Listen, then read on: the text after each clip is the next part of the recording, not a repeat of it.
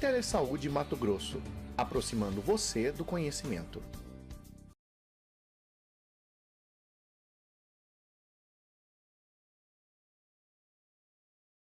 Olá, bem-vindo a todos a mais uma web aula. Meu nome é Fernanda Rondon, sou cirurgiã dentista, servidora da Secretaria Estadual de Saúde há 14 anos e atuo no Centro Estadual de Odontologia para Pacientes Especiais, atendendo exclusivamente pessoas com deficiência.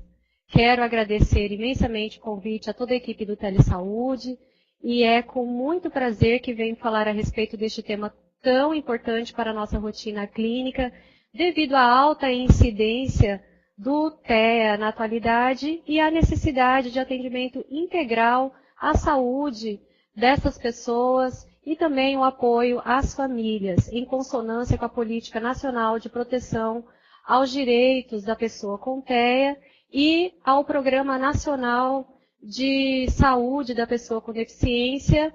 Mais recentemente, em 2013, divulgado o nome Viver Sem Limites. Então, as pessoas com transtorno de espectro autista, eles estão dentro dos direitos que devem estar resguardados e garantidos por essa política. Bom, o objetivo da aula é apresentar o transtorno do espectro autista com todas as suas características e manifestações, mostrar algumas ferramentas técnicas de condicionamento e a fim de conseguir a colaboração do paciente no momento do nosso atendimento em ambulatório e também, principalmente, despertar nos colegas, nos profissionais da odontologia, a vontade e a disposição de fazer esse atendimento de modo acolhedor, de modo individualizado, priorizando um atendimento global a essas pessoas. Então, eu quero também aproveitar a oportunidade de mandar um abraço lá aos meus colegas que estão assistindo, do CEOP, e agradecer a presença de todos que estão no momento na sala de bate-papo. Vamos começar? Então, aqui, um breve histórico a respeito do termo. Bleuler, em 1911, foi o primeiro a usar o termo autismo, que seria a junção da palavra de origem grega do prefixo auto, que significa referente a si mesmo, mais o sufixo ismo, que indica estado ou ação.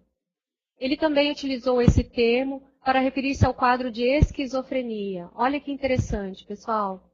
Primeira referência de autismo, principalmente estudos com crianças, esses psiquiatras, eles faziam pesquisas dessas manifestações, observaram o isolamento, todas as características, mas era em quadros de esquizofrenia. Leo Kanner, em 1943, define os distúrbios de contato afetivo em crianças. E foi ele que deu a etiologia de problemas relacionados a contatos, ou a mãe geladeira, com relação às dificuldades de contato afetivo entre pais e filhos. Logo no ano seguinte, Hans Asperger, também em seus estudos, observou crianças autistas com uma certa desenvoltura cognitiva e inteligência normal. Então, a síndrome de Asperger deve o seu nome a este psiquiatra austríaco e que observou principalmente que o autismo era mais comum em meninos do que em meninas. Em 1980, o autismo deixou de ser incluído entre as psicoses infantis no campo da psiquiatria e passou a ser considerado um transtorno invasivo do desenvolvimento, fortalecendo, então, a noção de espectro ou contínuo, como é dito na psiquiatria, e difundiu ideias, estratégias e teorias educacionais e comportamentais como tratamento da síndrome. esse pitch, nós vamos ver logo em seguida, é uma das técnicas de manejo do paciente. Ainda em 1981, uma pesquisadora inglesa, a Lorna Wing, ela definiu uma tríade de sintomas que veio para reforçar a ideia de espectro, que nós vamos ver logo a seguir. E em 1983 surge no Brasil a primeira associação de amigos de autistas que sediou-se em São Paulo. Então, o que é o transtorno de espectro autista? O autismo é um transtorno do neurodesenvolvimento, que tem origem na infância até os 3 anos de idade e persiste ao longo de toda a vida, podendo dar origem a uma variedade de expressões clínicas. E é mais frequente em meninos, é de 3 a 4 vezes mais frequente em meninos do que em meninas. Isso é muito importante a gente destacar que o transtorno de espectro autista ele não é uma doença, e sim ela é uma síndrome, ou seja, é um conjunto de sintomas. Para a gente se atentar e ter o cuidado de não conceituar ou até mesmo comentar a respeito do transtorno como um adjetivo. Ah, ele nem parece ser um autista. Ah, o autista, ele tem somente as características tais. Não, nós vamos ver logo em seguir que o comprometimento no transtorno de espectro autista, ele é qualitativo e quantitativo em 3 áreas principais. Na comunicação, no uso da linguagem, verbal, não verbal, na interação social, nas suas relações interpessoais e nos seus comportamentos estereotipados, repetitivos, de interesses restritos e que envolvem desordens sensoriais. Todos esses comportamentos, é importante frisar, que eles não têm uma função social. Então, aqui está a definição que Lorna Wing utilizou em 1981, onde ela definiu a tríade, chamada tríade de Wing, que leva o seu nome, onde ela define o transtorno de espectro autista nas 3 principais manifestações clínicas.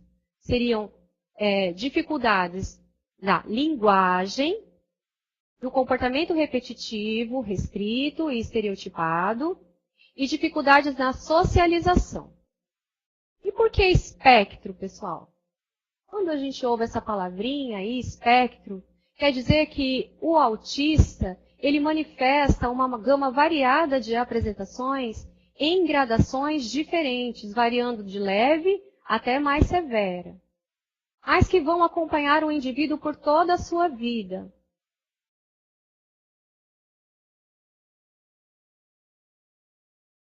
Como eu tinha dito anteriormente, as classificações do transtorno, elas modificaram agora com a introdução do novo DSM-5, que é o Manual Diagnóstico e Estatístico de Transtornos Mentais, que é editado pela Associação Americana de Psiquiatria, onde agora o termo autista está englobado em todo o transtorno de espectro autista, com a sigla TEA, e classificado em grau leve, o grau leve ele requer um apoio, o moderado ele é classificado como aquelas pessoas que requerem um apoio substancial, e o severo para aquelas pessoas que requerem apoio muito substancial.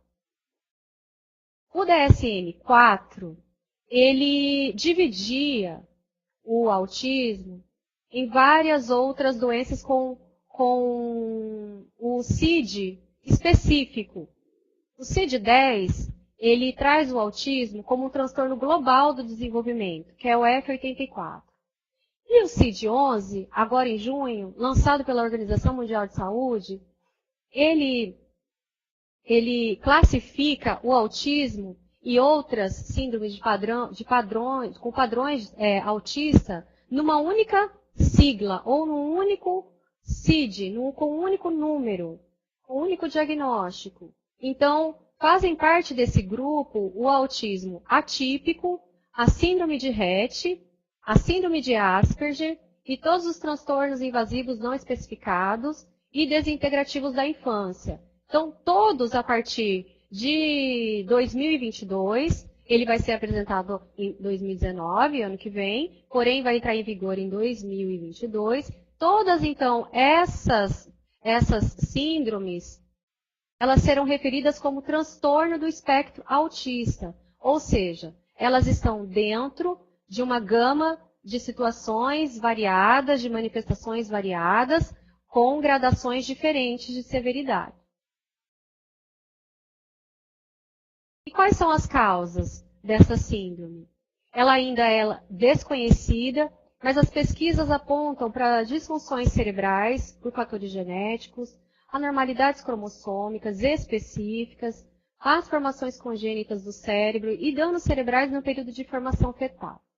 Mais recentemente, uma nova linha de pesquisa neurocientífica aponta disfunções nos neurônios espelho observados em cenas sociais das crianças que possuem essas manifestações de padrão autista.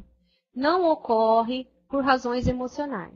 Por isso, aquela teoria da mãe geladeira, ela cai por terra, cai para uma categoria de mito, porque não existe relação com relação às privações ou experiências muito traumáticas. Porém, as manifestações podem ser agravadas por essas situações.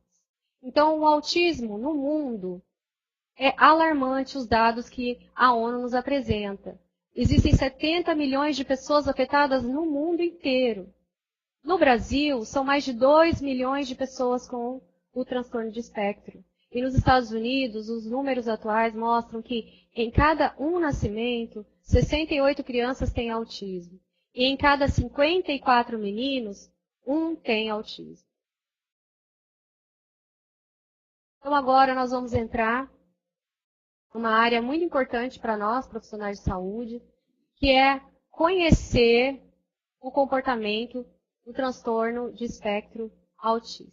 Eu digo que é muito importante para nós profissionais estarmos atentos, porque talvez aconteça de você, profissional odontólogo, ser o primeiro a ter contato com essa criança ou este adulto jovem, lá na sua unidade, e você estar apto a reconhecer alguns indicadores de risco para autismo é essencial para a articulação com os outros profissionais no diagnóstico precoce dessa doença, quando for contato com crianças, principalmente, e orientar essa família e dar o encaminhamento necessário para as terapias adequadas a essa criança ou esse adolescente. Então, as principais características do transtorno são: não mantêm contato visual, eles agem como se fossem surdos quando chamados pelo nome, são muito resistentes ao contato físico, repetição de movimentos de mãos na frente dos olhos, ou balanço para frente e para trás do corpo, ou pulos, ou atividades específicas, ausência de funções pré-linguísticas, como apontar um objeto, reações comportamentais drásticas diante de mudanças na rotina, eles não gostam de mudanças abruptas no seu ambiente, presença de rituais e rotinas bem estruturados, eles são muito sistematizadores, apegam-se excessivamente a determinados objetos, fazem uso estereotipado e repetitivo da linguagem, ou têm uma linguagem muito própria, com gritos, com sons muito característicos. Eles não têm jogos imaginativos, não existe o lúdico nas brincadeiras, ou faz de conta. Não existe imitação social das representações da família, quando estão brincando com algum objeto, quando a gente vê uma menina brincando com a sua boneca, ou um menino brincando com o seu carrinho. não demonstram medo aos perigos reais, apresenta pouco ou nenhuma reação a estímulos como dor, sensação de quente ou frio, apresentam desordens sensoriais com uma hipossensibilidade a luzes ou hipersensibilidade a luzes, a sons. Apresentam também sensibilidade a contatos e texturas diferentes, principalmente de roupas e de alimentos. Sons em volume alto causam uma ansiedade, uma hiperatividade nessas pessoas. E texturas de alimentos, eles tendem a ter preferências bem específicas. Disposição dos alimentos no prato.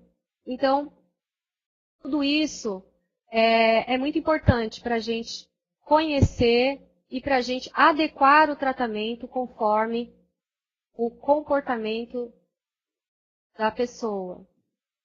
Estereotipias mais comuns: chacoalhar braços e mãos ao lado do corpo, ecolalia, falar sempre a mesma sílaba, ou a mesma palavra, ou o mesmo som, pulos e gritos sem motivo aparente, o flapping de mãos, bater nas próprias orelhas, fixação no reflexo de luz, e aqui a gente entra com todo o nosso ambiente odontológico, né, que a gente tem bastante estímulo dentro do ambiente, andar na ponta dos pés, balançar e estalar os dedos na frente dos olhos. O diagnóstico, pessoal, o diagnóstico ele é clínico, baseado principalmente no comportamento, né? E ele deve ser sempre feito por muitos profissionais envolvidos e de maneira multidisciplinar. Então, o diagnóstico ele deverá ser feito por vários profissionais que tiveram contato com esse paciente, e principalmente estarmos atentos a todas as características, né, todas as manifestações dessa criança. Então, quando não existe uma interação médico-odontológica, quando o médico, o pediatra, ou o psiquiatra, ou o neurologista infantil não encaminha essa criança para um atendimento odontológico, normalmente o paciente nos apresenta já com uma saúde bucal precária, porque os pais eles são muito envolvidos com muitos cuidados, com muita demanda que a criança requer. Então, eles deixam de lado a saúde bucal da criança, né? Então, olha aí a importância de nós nos fazermos presentes também nessa equipe multidisciplinar. Através da avaliação do quadro clínico, com base nos sinais de comportamento da criança, que vai se manifestando na medida em que ela se desenvolve, e de inquéritos, de entrevistas, de triagens bem estruturadas com pais e responsáveis, é possível qualquer profissional ajudar no diagnóstico. Esse diagnóstico, ele só pode ser dado por um médico, mas ele pode ser também detectado e pode ser sugerido ao médico em encaminhamentos para que faça uma avaliação mais precisa sobre essas manifestações.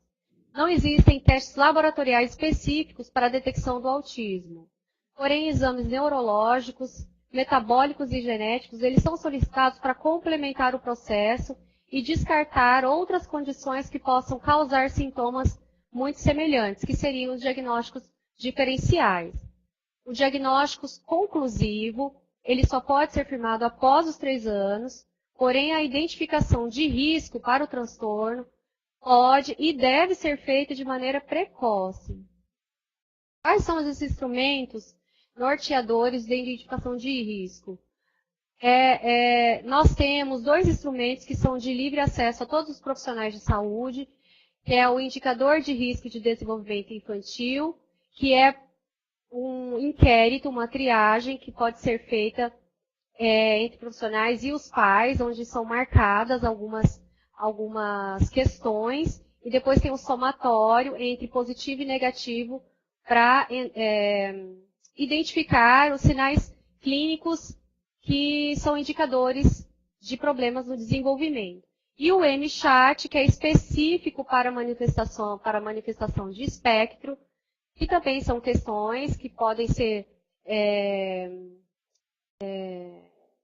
colocadas para pais e para eles responderem se eles observam algumas manifestações que são características de TEA. Esses dois instrumentos, eles estão dentro de um manual que o Ministério da Saúde publicou das diretrizes de atenção e reabilitação da pessoa com TEA. No final, eu tenho uma foto desse manual, vocês podem ter acesso através do Google para baixar esse manual e poderem conhecer esses instrumentos. Essa foto me chama muita atenção, pessoal. E aqui vocês veem uma família, uma rotina diária de banho, de cuidados, em que o pai está com o seu filho e sua filha, e aqui nós temos a banheira, na verdade não é desse tamanho, mas que aqui existe uma expressão, uma identificação emocional, né, dessa família, que não consegue entrar no mundo dessa criança.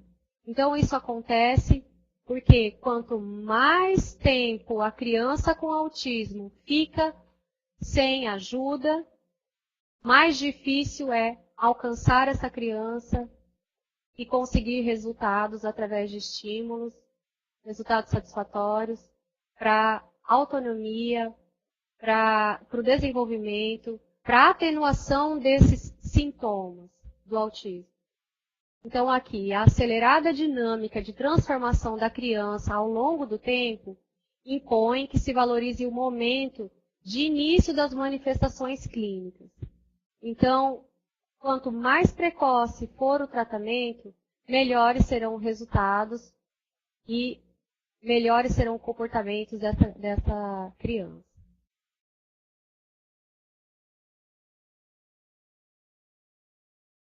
Então, além do transtorno, ele pode vir associado com outras comorbidades.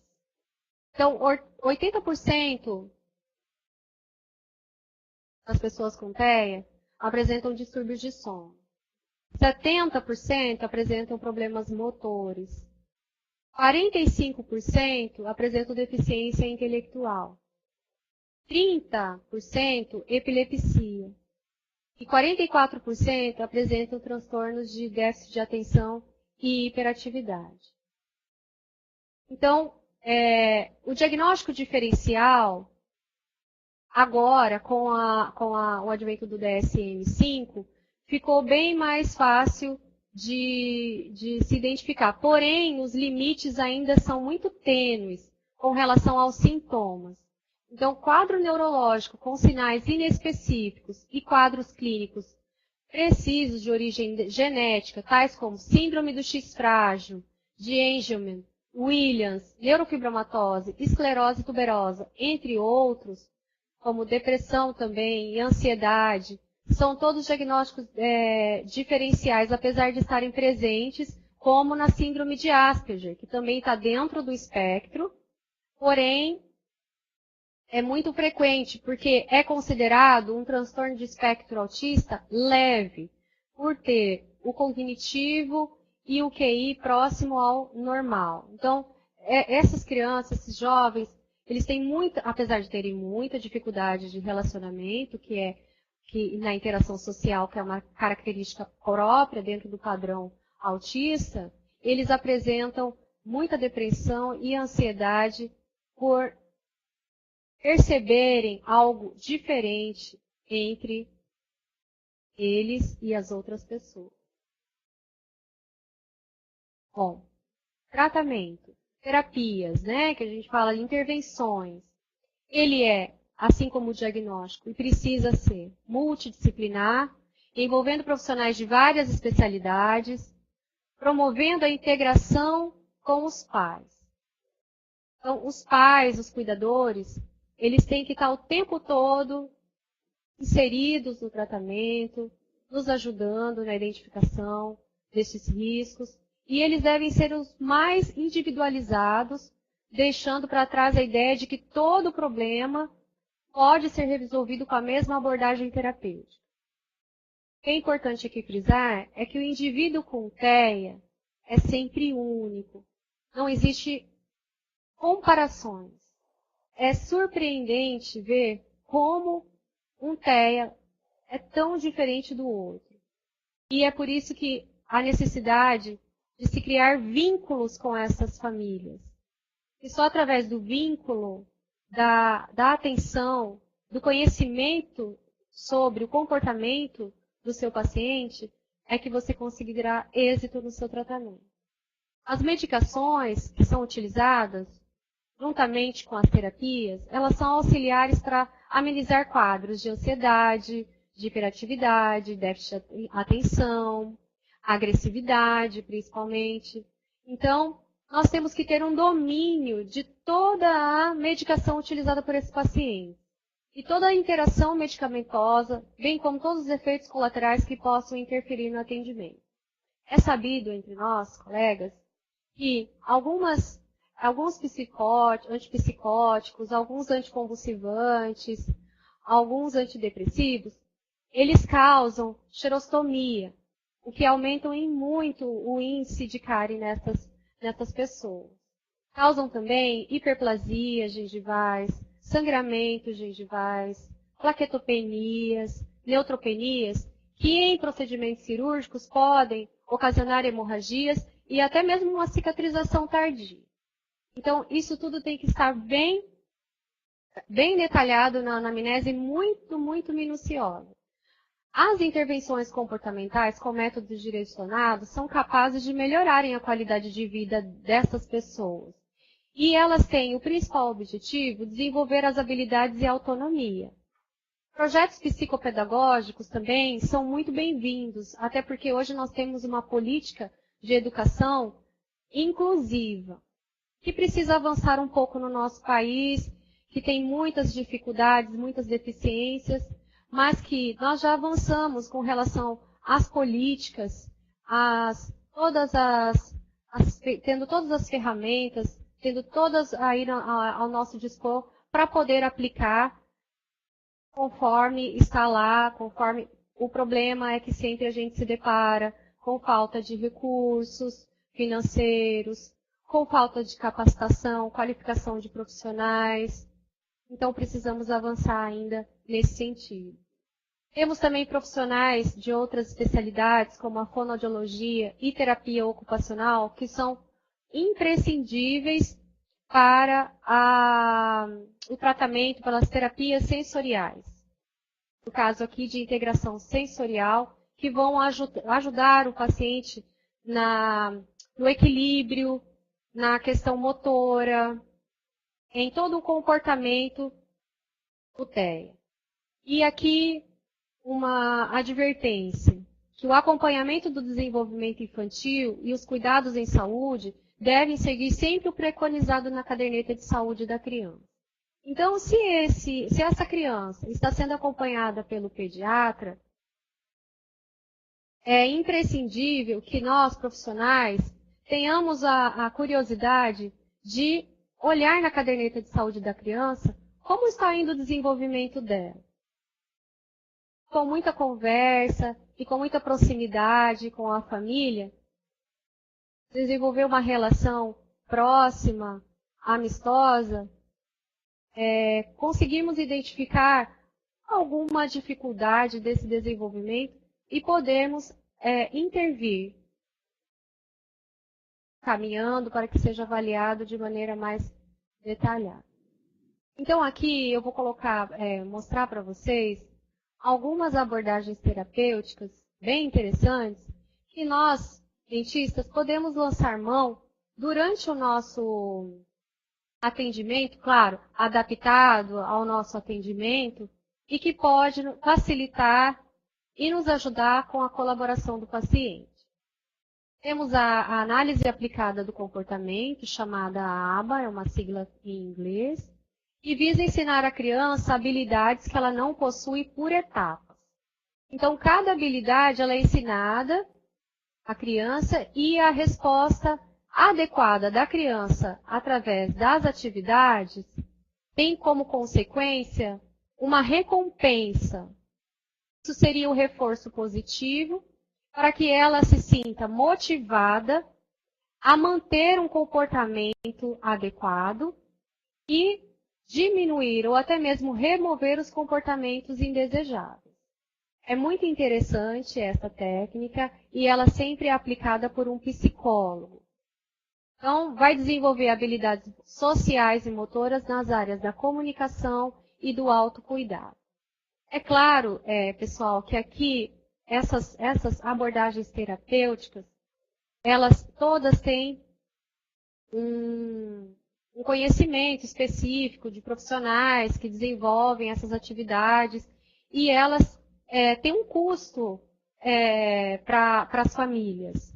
O que eu quero demonstrar aqui é que podemos lançar mão de algumas técnicas para levar para o consultório. Não quer dizer que as famílias vão ser encaminhadas para procurar esse tipo devem ser encaminhadas, mas nós temos a responsabilidade de mostrar para as famílias que existem essas técnicas. E ela poder decidir, se tiver condições financeiras, até de procurar um profissional. Mas nós precisamos orientar essas famílias, para elas saberem que existem essas possibilidades de tratamento.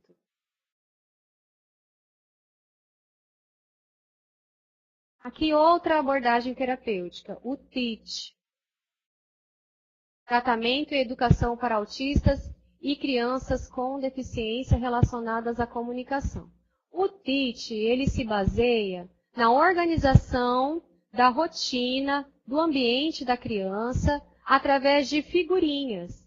Não sei se está dando para ver bem aí, não sei como está aí para vocês, mas aqui nós temos algumas rotinas, como se vestir, como dormir, cortar unhas, escovar os dentes, passear de bicicleta, tomar banho.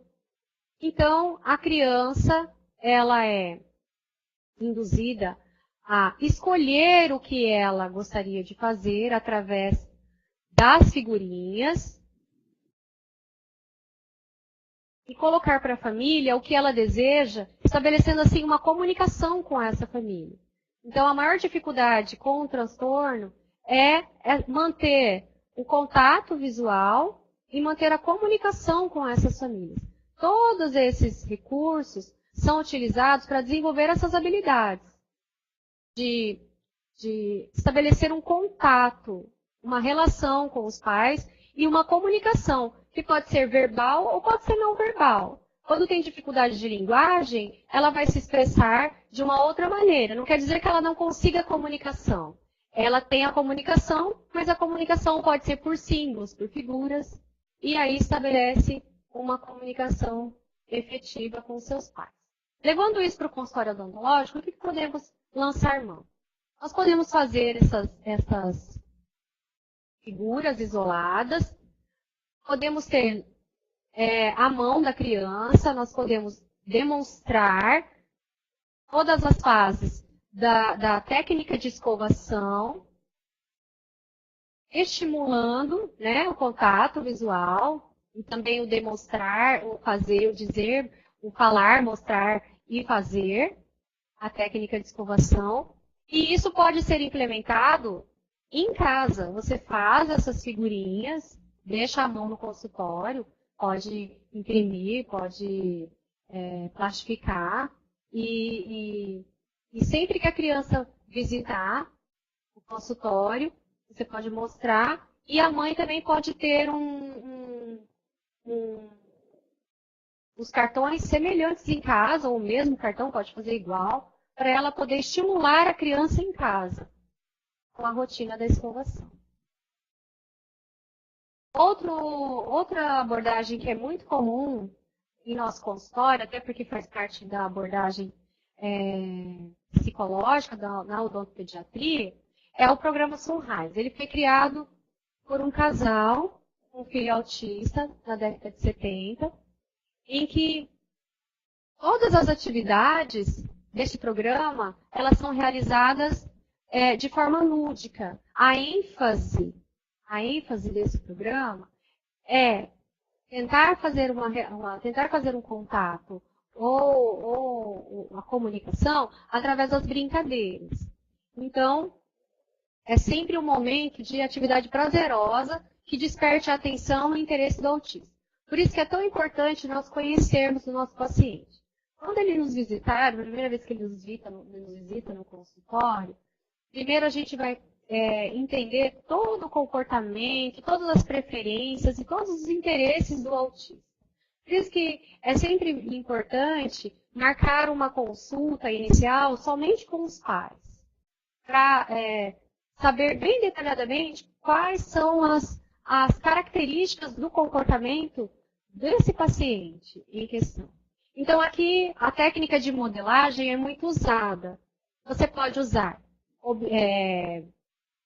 bichinhos de pelúcia, pode usar brinquedos, super-herói, aquilo que tem interesse dele, e pode fazer a técnica ou encenar uma situação de atendimento odontológico nesse bichinho, enquanto a criança o observa, tentando manter o contato visual e o interesse, a concentração da criança nesse atendimento. Então, essa técnica dizer, mostrar, fazer é recomendada tanto no momento da escovação, quanto em outras situações. Tem que ser uma linguagem de fácil entendimento para a criança e explica sempre os passos da técnica, fazendo demonstrações e depois tentando realizar o procedimento na criança.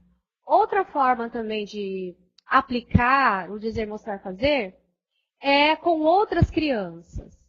Às vezes a criança visita, tem um irmão, isso pode ser feito no irmão, no primo, ou até mesmo envolver outras crianças que estão visitando o consultório naquele momento. Isso vai depender muito da relação de confiança entre o profissional e a família, né? Então, fica aí, essa dica é muito interessante essa técnica, é sempre muito utilizada e dá resultados excelentes. Outra técnica que é muito legal é o PECS, que significa um sistema de comunicação por troca de figuras, utilizando, primeiramente, os indivíduos que não se comunicam, ou os não verbais, ou que possuem pouca comunicação, ou que utilizam com baixa eficiência. Então, vai ajudar a criança a perceber que, através da comunicação, ela pode conseguir muito mais rapidamente as coisas que deseja. Por exemplo, podemos ter um quadro de PECS dentro do consultório, com todas as fases da escovação. Pode ser feito um quadro com umas etiquetas com velcro atrás, para ela poder tirar do quadro e colocar novamente, e assim tentar colocar para a criança que ela vai fazer agora a técnica da escovação, e que em seguida ela vai fazer uma restauração, e que depois ela vai fazer a aplicação de flúor. E ela vai comunicar as etapas e vai interagir com você. Esse quadro, tem vários dentro do Google, várias opções para impressão, para baixar, tem aplicativos de Android e iOS também, que você consegue ter no celular e também pais terem em casa no celular, já que agora as crianças adoram, né, utilizar aí as redes, o celular com jogos, com atividades, e então aproveitar essa oportunidade também para inserir essas técnicas audiovisuais. Então agora vamos entrar aqui no manejo propriamente dito do paciente, né, em consultório. Então algo que eu coloquei aqui que, em primeiro lugar, nós sentimos um pouco desafiados, né? Quando recebemos o paciente e que a gente recebe e aí a gente quer fazer da melhor maneira possível e o paciente não responde aos nossos comandos. Então, às vezes, nos sentimos muito impotentes diante de uma consulta que não foi bem sucedida. E que, às vezes, até mesmo pensamos não estar aptos para atender o transtorno de espectro autista. Isso não é verdade, pessoal. Então, eu quero deixar aqui uma palavra motivadora, de despertar mesmo para o atendimento dessa pessoa, que precisa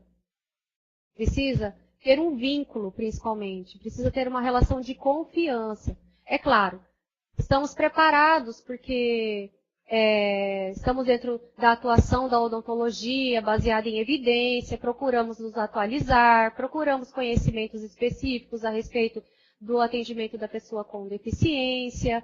Então, estamos aptos, né? Mas precisamos também desenvolver a questão da vontade,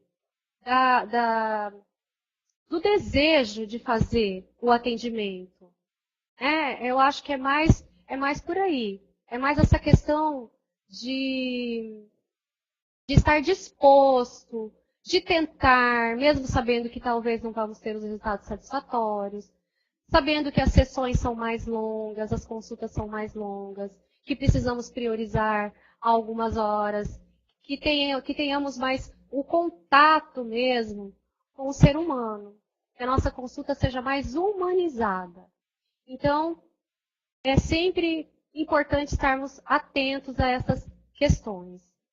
Então, o ideal, durante o atendimento, sempre na primeira sessão, que é o primeiro contato, sabendo que a consulta, o planejamento do caso, deve incluir várias sessões, serão várias tentativas. Talvez não conseguimos na primeira, não conseguiremos na segunda, talvez vamos conseguir colocá-lo na cadeira da terceira sessão, mas a gente consegue. É sempre importante que fiquemos na direção do paciente. Nosso olhar tem que sempre procurar o olhar do paciente. E isso vai transmitir uma segurança. Então, para conseguir ganhar essa atenção, nós temos que lançar mão de alguns artifícios, alguns recursos. Quais? Podemos usar um gorro, podemos usar um arquinho com borboleta, por exemplo, ou alguns óculos com desenhos, com desenhos diferentes, maiores, com cores chamativas, né? O nosso consultório deve ser sempre calmo, o ambiente tem que estar preparado para receber esse paciente, tranquilo. Vamos lançar mão de alguns espelhos, pode ser colocado um espelho na altura, né, do olhar da criança. Ele sempre tem que buscar esse contato visual com o profissional. E sempre que conseguir esse contato, nós devemos elogiar. Quando elogiado, o autista ele se sente motivado para realizar novamente a ação. Então, isso é muito, muito sério. Eu tive uma experiência semana passada, que foi surpreendente. Atendi um paciente de 5 anos. A Márcia, minha colega, me ajudou no condicionamento. Eu consegui fazer a escovação na primeira sessão. Foi surpreendente. A mãe não acreditou, porque ele não escovava os dentes sem antes tomar banho. Escovação para ele precisa estar tomado banho. Ele não consegue, se estiver num outro ambiente, estiver na casa da avó, se precisar escovar os dentes, ele tem que tomar banho. Então requer toda uma logística de deslocamento com essa criança. Então eu propus a ela. Vamos então tentar fazer a inserção da técnica de escovação em outro momento, que não seja o banho? Vamos, nós gravamos a sessão inteira, tiramos foto, e ela está aplicando isso na casa dela. Foi muito, assim, para mim, fiquei muito feliz de poder realizar isso com essa criança, fazer a diferença na vida dessa criança. e agora nós vamos acompanhar os resultados. Hoje também atendemos um paciente lá no CEOP, já de porte físico grande, e que conseguimos fazer o contato visual dele com um fantoche com dentes. É um burrinho com dentes, e ele ficou muito animado com a consulta.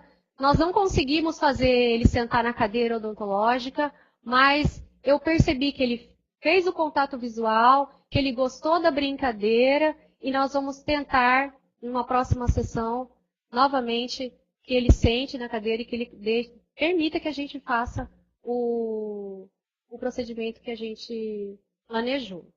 Então, sempre a gente deve propor para os pais técnicas e que eles também possam entender a importância das técnicas e tentar aplicar isso em casa para eles nos ajudarem numa segunda sessão, uma outra oportunidade de contato. E essas sessões, elas precisam ser mais curtas do que normalmente acontece. Então, elas não podem ter, assim, um intervalo de 1 mês, né? Porque senão a criança também perde. A gente tem que fazer essa dessensibilização toda a sessão com a criança ou com o jovem. Consultas, elas devem ser curtas, elas precisam ser bem estruturadas, tem que ter previsibilidade de acontecimento, né? Esse paciente não pode ficar na sala de espera por muito tempo. A redução de estímulo sensorial é muito importante. Devemos evitar luzes muito fortes, sons muito elevados, ruídos, e nós temos isso tudo dentro do consultório, né? Nós temos todos esses estímulos.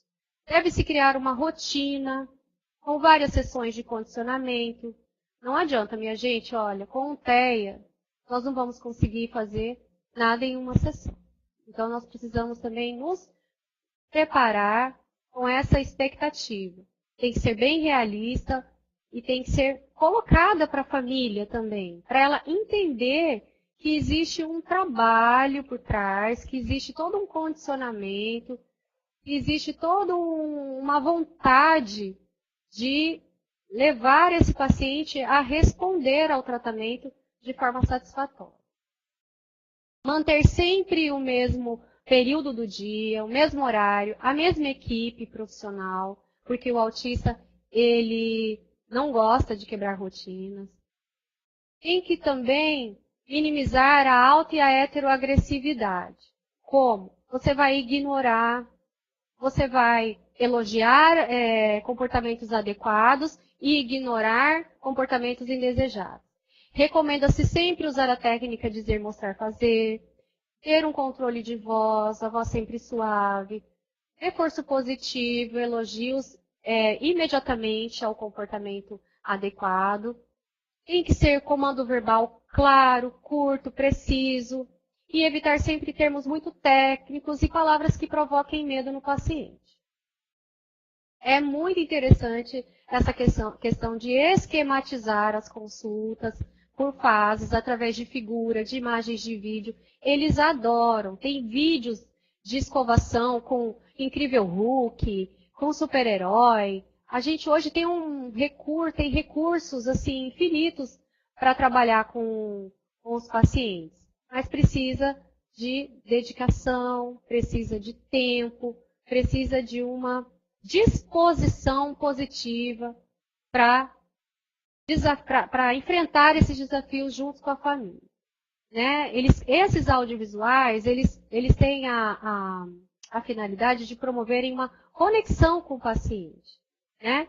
Então, aqui é importantíssimo que o cirurgião dentista, a família, o psicólogo, o psicopedagogo, o neuro, né? Eles têm que caminhar juntos para que esse indivíduo ele seja estimulado e desenvolva todas as suas habilidades, né? Para obter um desenvolvimento adequado. O plano de tratamento desse paciente, ele é sempre individualizado. Ele nunca vai ser igual. Sempre equilibrando riscos e benefícios. Tendo sempre em mente a dificuldade da cooperação e na interação paciente-profissional. Então, você cai por terra todas as suas expectativas. Você faz uma sessão hoje, daqui 15 dias, a segunda sessão, a segunda consulta vai ser completamente diferente. E você pode se surpreender. Então, aqui, nós temos um exemplo da esquematização, né? Que ele pode ter em casa, a mãe pode trabalhar esse estímulo sensorial com ele, através do ambiente do consultório. Sempre fazendo a previsibilidade da ação, sempre fazendo a previsibilidade das consultas. Sempre explicando para ele, olha, amanhã nós vamos visitar ao dentista, amanhã você vai lá conhecer a doutora, amanhã você vai fazer escovação, você lembra da cadeira, nós vamos fazer colocar a aguinha na boca, secar o dente, molhar o dente. Sempre procurando estimular ao máximo essa criança. Eu encontrei, achei muito interessante, essa caixa de atividades que a gente pode ter no consultório. Ela é feita de material simples, materiais que a gente pode ter à mão e a gente pode desenvolver. Eu trouxe só de maneira ilustrativa para motivá-los a ter algum material semelhante no consultório, na unidade de vocês, né? Onde mostra o profissional, onde mostra a escova, né? Aqui tem um relógio, a boca, os bichinhos, né? A cárie, as etapas de escovação e os nossos equipamentos. Aqui. Muito interessante essa abordagem. O primeiro contato, o espelho, né? Aqui é a profissional, Adriana Zink, não sei se vocês conhecem, especialista referência hoje no atendimento do TEA. Uma pessoa, um ser humano fantástico. Fez o PEX no quadro, ó, como eu disse para vocês. São recursos simples, que não demandam muito investimento financeiro e que fazem muita diferença no atendimento com esse paciente. Como eu disse anteriormente, precisamos ignorar os comportamentos inadequados, né? Esses comportamentos, eles são usados para atrair a nossa atenção e evitar, é uma defesa deles, evitar procedimentos indesejáveis. Ele não quer estar ali naquele ambiente, ele está acostumado com o ambiente dele, todo estruturado, com a rotina dele. Então, quando ele chega no ambiente, ele fica hiperativo, ele se balança. Todo esse comportamento, pessoal, é nomeado como uma autorregulação. Ele está tentando se autorregular, se reorganizar, uma forma de comunicação não verbal, expressando que ele está incomodado naquele ambiente. Então, isso é muito importante nós estarmos atentos a esse comportamento.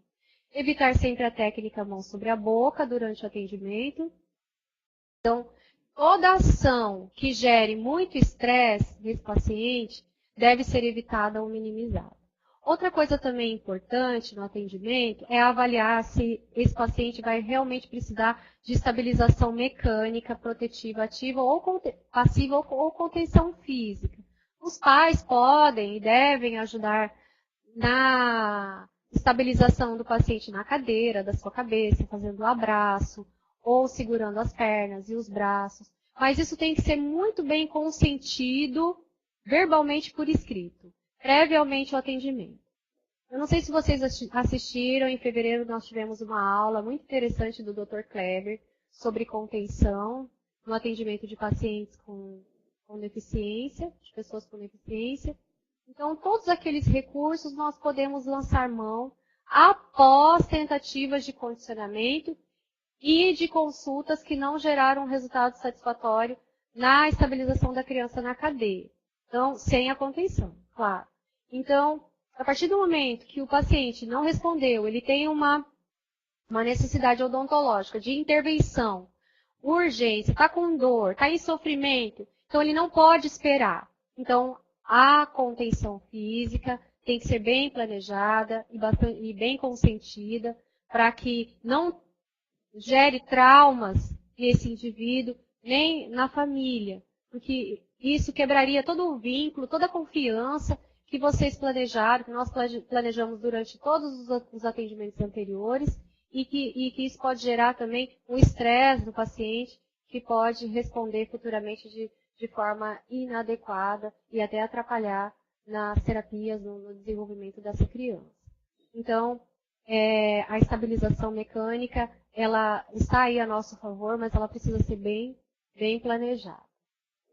Dependendo do caso, cada caso é um caso, da necessidade que ele possui de intervenção odontológica. Então, nós temos que desenvolver, penso, um trabalho específico, né, dentro da atuação odontológica, da nossa atuação em unidade de saúde, de atenção primária, ou mesmo nos CELS, para que esse paciente seja encaminhado o mais precoce possível ao cirurgião dentista, permitindo um treinamento que consiste em técnicas de manejo comportamental e a manutenção de uma rotina de atendimento para que se familiarize o ambiente, que permita a realização do tratamento odontológico ambulatorial, evitando o emprego de anestesia geral. Então, o que vemos hoje? Nós vemos hoje, eu estou no CEL, o paciente já chega num quadro de saúde bucal péssima, que nós não conseguimos fazer o condicionamento desse paciente. Ele precisa ser encaminhado o mais rápido possível para o ambiente hospitalar para fazer o tratamento em sessão única. Então, isso é muito ruim. O ideal é que fosse feito um trabalho de prevenção, de promoção de saúde com essa criança, que fosse feita uma busca ativa das pessoas com deficiência do seu território.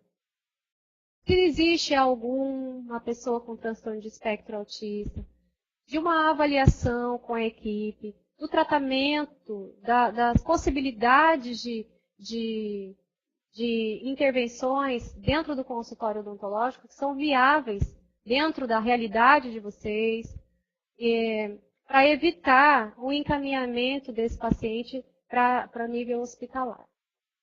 Então, antes de considerar esse atendimento a nível hospitalar, é importante saber como está esse estado físico pré-operatório do paciente. Então, nós pedimos todos os exames, fizemos risco cirúrgico através do cardiologista, fazemos toda a avaliação pré-anestésica, né? E se no momento, no dia da intervenção, o paciente chegar com algum resfriado, com alguma febre, algum problema respiratório, crise asmática ou insuficiência cardíaca descompensada, esse procedimento deve ser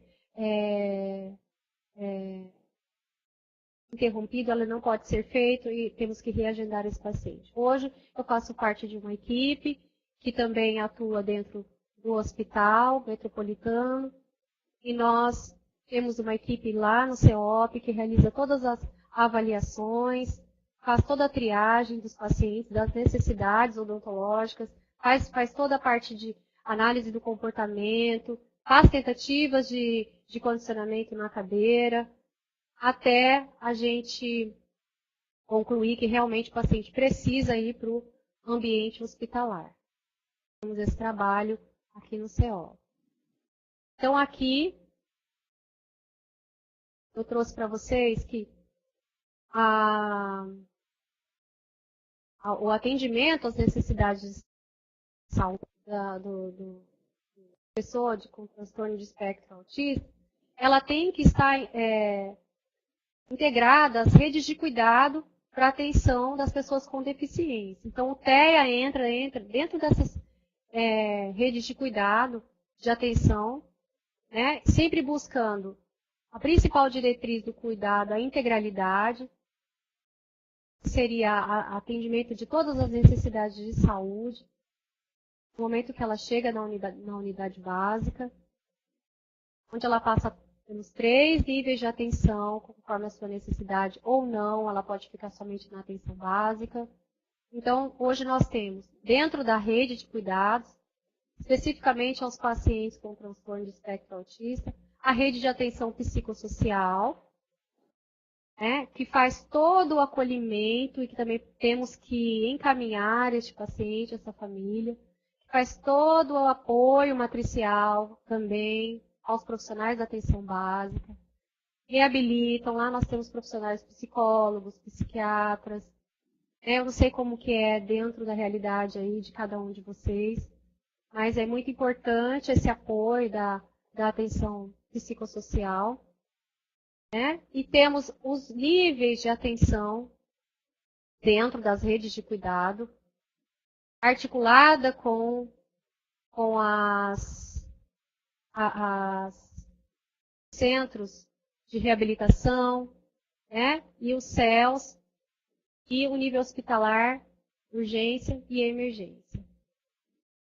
Então, aqui nós temos para facilitar.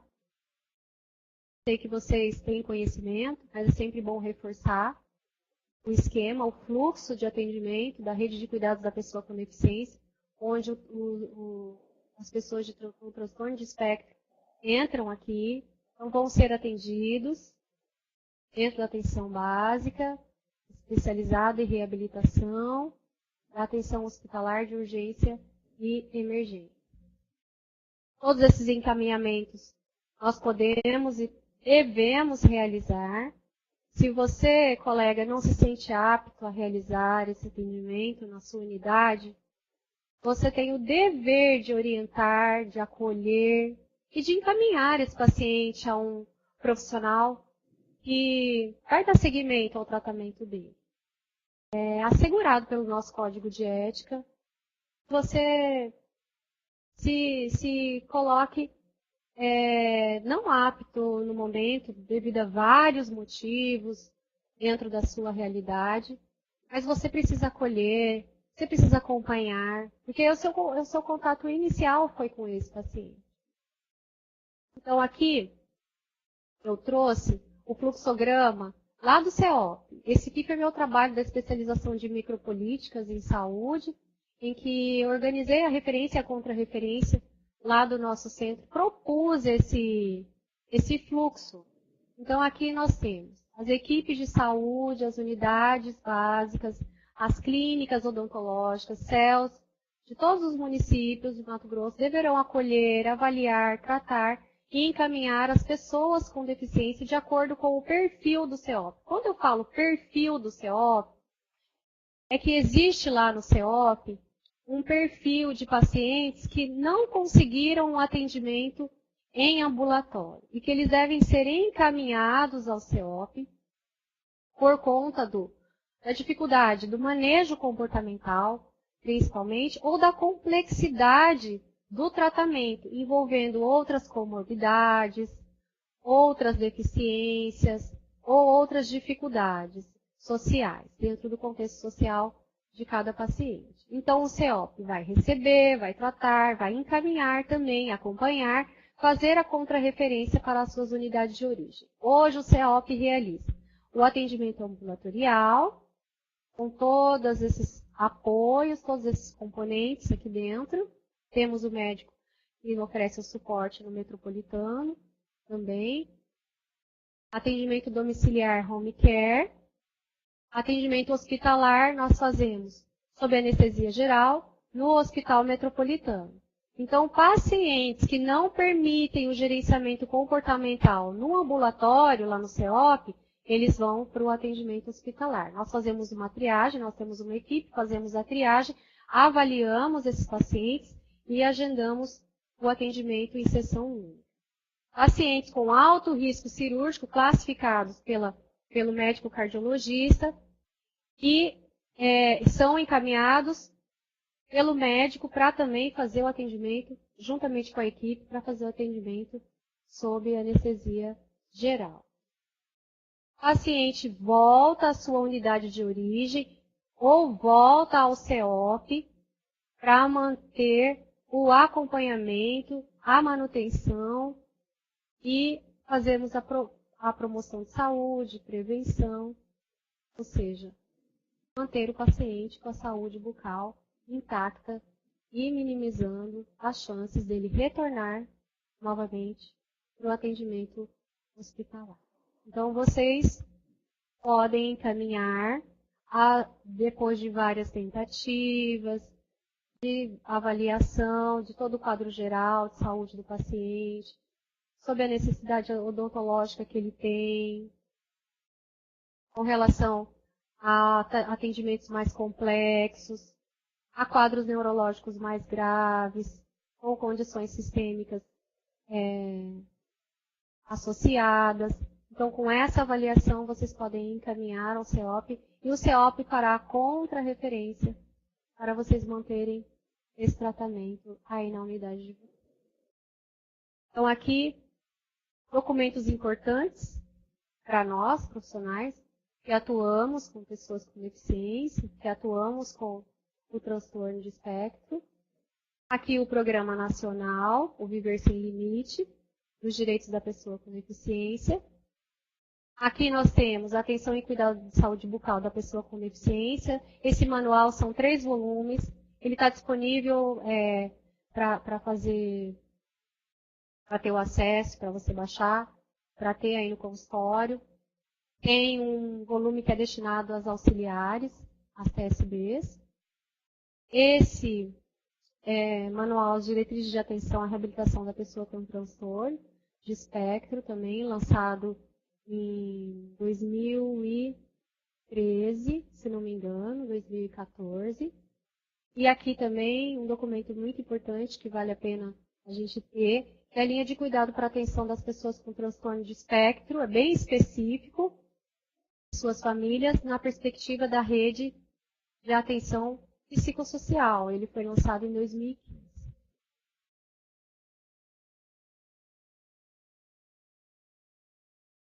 Então, vamos iniciar. Fernanda, pronta? Tudo bem, vamos lá. Primeira pergunta da Carolina. Oi, Carolina.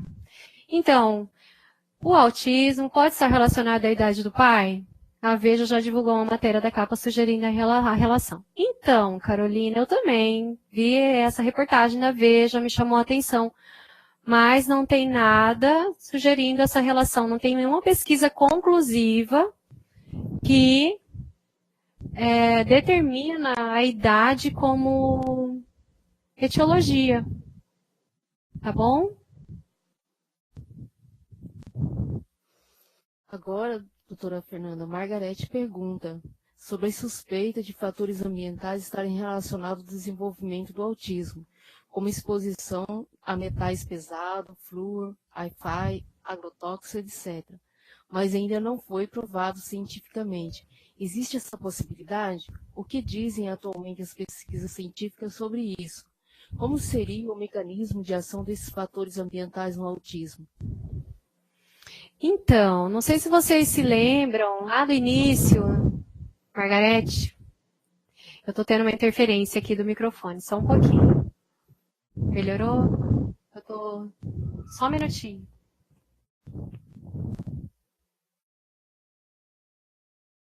Então, Margarete,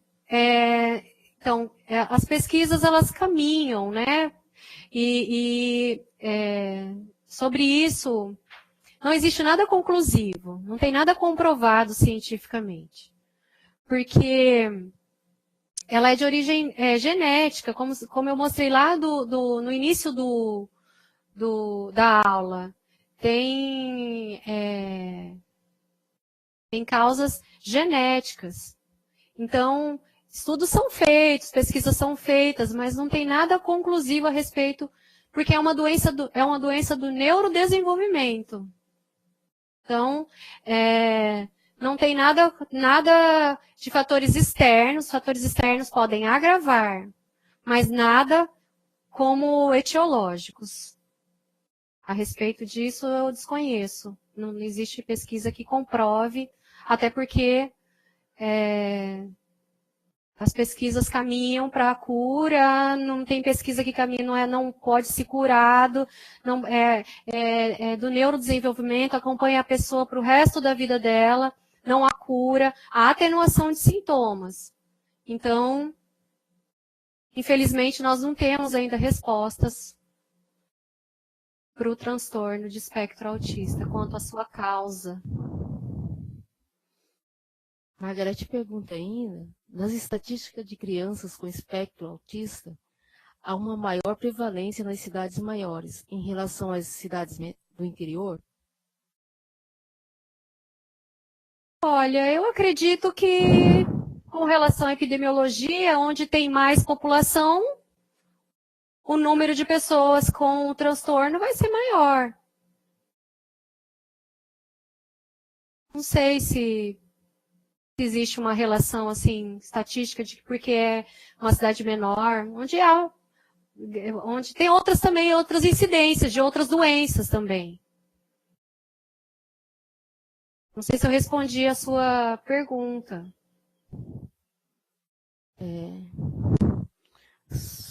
Solaniara. Solaniara. Então, pergunta: a maioria das pessoas com autismo tem dificuldade para cuspir. Que tipo de creme dental usar? Com flúor ou sem flúor? Olha, creme dental sempre com flúor. A não ser que seja uma criança, né, uma criancinha que não consiga, tem todo o monitoramento da família, dos pais, para uso do creme dental com flúor. Tem a idade, até a idade recomenda-se hoje que já se começa a usar bem cedo creme dental com flúor. Agora, tem os sabores que você pode testar no seu paciente, né?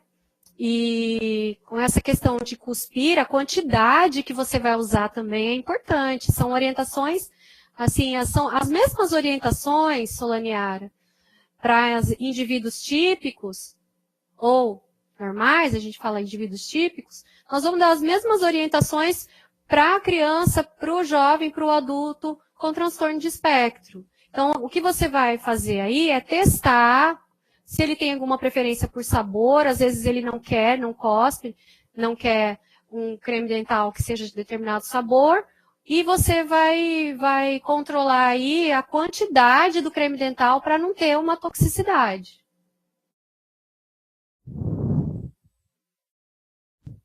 Carolina pergunta, Fernanda: em relação ao uso de drogas para controle de ansiedade, você utiliza quais? Então, Carolina, esse esquema terapêutico, ele tem que sempre ser bem acompanhado com o médico do paciente. Lá, normalmente no CEOP, os pacientes já vêm com o esquema terapêutico já definido pelo médico, pelo neuro ou pelo psiquiatra. Então, essa medicação é de muito auxílio para nós no manejo comportamental do paciente. Então, sempre existe algum antidepressivo, sempre existe algum medicamento. A criança sempre vem, o metilfenidato, que é sempre utilizado, que é a Ritalina, sempre está presente no esquema terapêutico deles. E você tem que ter um contato com o médico, né, para conhecer seu paciente e também sugerir mudança de dosagem, se você precisar que ele fique mais calmo na cadeira, mudar um pouco a dose antes do atendimento, mas isso tudo você tem que ter uma comunicação com o médico. Mas é utilizado sim. Margarete pergunta: é possível a utilização de sedação com óxido nitroso em autistas? Sim, Margarete, é possível. Não é uma realidade nossa, né, de serviço público, porque ele é um gás caro, mas ele é muito utilizado, inclusive, em autistas, porque ele é o gás que tira o medo, né, a criança fica relaxada, né, então o medo é a principal sensação que o autista tem quando vai ao consultório odontológico. Então, mas tem algumas contraindicações, a gente tem que ficar atento às contraindicações. Então, quais são essas contraindicações? Se ele tem alguma doença sistêmica grave, né? Se ele tem uma esclerose múltipla, se ele tem uma deficiência de vitamina B12, uma doença pulmonar obstrutiva crônica, tudo isso é na anamnese que você vai identificar. Por isso que a anamnese tem que ser bem minuciosa, tem que saber toda a história médica pregressa, a história médica atual, se ele já fez algum procedimento cirúrgico, se ele ficou internado, se ele possui crises convulsivas, se ele tem problemas respiratórios. Então, tudo isso é muito importante de você saber antes de propor essa sedação. Mas ele é muito utilizado em dentistas e tem resultados satisfatórios. Diminui muito o estresse e o trauma, né, no ambiente odontológico. Então, Fernanda, Carolina pergunta, no caso de pacientes com TEA que apresentam bruxismo, como pode ser feito o condicionamento para o uso de placas misorrelaxantes? Como conduzir? Miorrelaxantes, como conduzir? Isso. Então, Carolina, olha, eu não tenho experiência com o uso de placas nos nossos pacientes. Normalmente, os pacientes com transtorno de espectro, eles são muito intolerantes com texturas muito duras na boca. E eu acredito que placas miorrelaxantes possam causar um efeito, assim, negativo, né? Eu não tenho experiência. Normalmente, com o bruxismo, a gente encaminha para o neuro, o médico que está acompanhando, o psiquiatra e fisioterapeuta, né, o fono, para trabalharem de maneira interdisciplinar e multidisciplinar para, talvez, terapia ocupacional, para reduzir a ansiedade desse paciente, né, para conduzir sob essa perspectiva, tá? A questão do bruxismo é bem presente nos pacientes, né, com transtorno. Muito boa a sua pergunta, inclusive, mas eu acredito que seria um dispositivo de uso um pouco limitado dentro do tratamento do bruxismo para TEA, né? Seria impossível? Não. Não posso falar que é impossível, não posso dizer essa palavra, impossível, dentro do condicionamento do paciente com TEA, tá? Que a gente se surpreende com os pacientes, né? Dependendo da gravidade desse transtorno, um transtorno leve, quem sabe? Você pode tentar, né? Fica aí a dica. E você depois nos fala se deu certo, se você, né, tentar e quiser tentar, tá bom? Ana Margarida pergunta, alguma sugestão de como agir após o uso de anestésico local?